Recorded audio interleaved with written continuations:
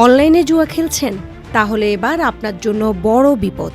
জুয়া ও ডিজিটাল হুন্ডির সঙ্গে সংশ্লিষ্টতার অভিযোগে নতুন করে প্রায় 14,000 MFS অ্যাকাউন্ট ফ্রিজ করার সিদ্ধান্ত নিয়েছে সরকার। এমনকি সংশ্লিষ্ট ব্যক্তিরা যাতে নতুন অ্যাকাউন্ট খুলতে না পারেন, নেওয়া হচ্ছে সেই ব্যবস্থাও। সংস্থাটির এক ঊর্ধ্বতন কর্মকর্তা বলেন, গত এক মাসে প্রায় 10,000 MFS অ্যাকাউন্ট ফ্রিজ করা হয়েছে। নতুন করে আরও 14,000 অ্যাকাউন্ট ফ্রিজ করার সিদ্ধান্ত নেওয়া হয়েছে এবং জুয়ার সঙ্গে সংশ্লিষ্টতার অভিযোগে যেসব অ্যাকাউন্ট ফ্রিজ করা হচ্ছে সেসব অ্যাকাউন্টধারীরা জাতীয় পরিচয়পত্র ব্যবহার করে যাতে ভবিষ্যতে নতুন কোনো অ্যাকাউন্ট খুলতে না পারে সে বিষয়ে ব্যবস্থা নেওয়া হচ্ছে। জীবন অবাক না করলে কে করবে? 28% মিল্ক ফ্যাটের অবাক করার সাথে ফ্রেশ মিল্ক পাউডার। জীবন অবাক করুক প্রতিদিন।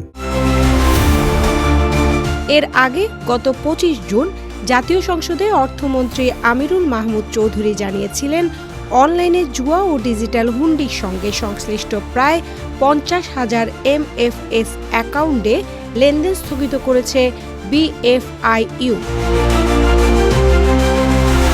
আইন বলছে, সাইবার স্পেসে জুয়া খেলার জন্য কোনো পোর্টাল, অ্যাপ বা ডিভাইস তৈরি বা পরিচালনা করা, অনলাইন জুয়ায় অংশ নেয়া এবং এ ধরনের কার্যক্রমের সহায়তা বা উৎসাহ দেয়া, জুয়ার বিজ্ঞাপনে অংশ নেওয়া এবং প্রত্যক্ষ ও পরোক্ষভাবে জুয়া সংশ্লিষ্টতার প্রচার বা বিপণন করা অপরাধ হিসেবে গণ্য হবে।